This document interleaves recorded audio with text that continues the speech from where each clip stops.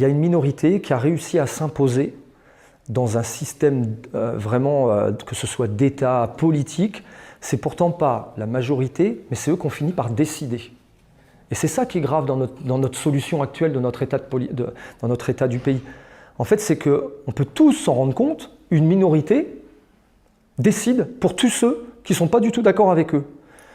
Cette minorité, elle est élue aussi, si on parle du chef de l'État, des députés... Alors, je vais continuer avec vous. C'est faux. Ceux qui décident, nos députés, ils décident de quoi aujourd'hui? Absolument rien.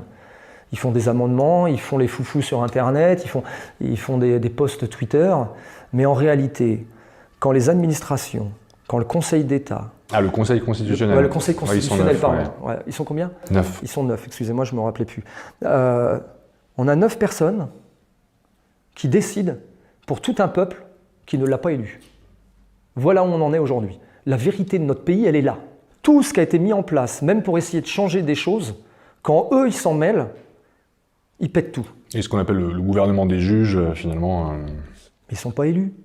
C'est entre eux qui se sont organisés, mais ils sont super bien organisés parce que si vous regardez à toutes les échelles de ceux qui décident pour nous, ce sont que des gens qui n'ont pas été élus, mais qui décident vraiment, je vous parle. Ceux qui signent les papiers, qui sont là, qu'on ne voit même pas, dont certains on ne sait même pas d'où ils sortent, ils signent les papiers, ils disent non, on ne va pas faire comme ils ont décidé. Ah, ils en ont marre, c'est pas grave, on va dire qu'on n'est pas d'accord quand même.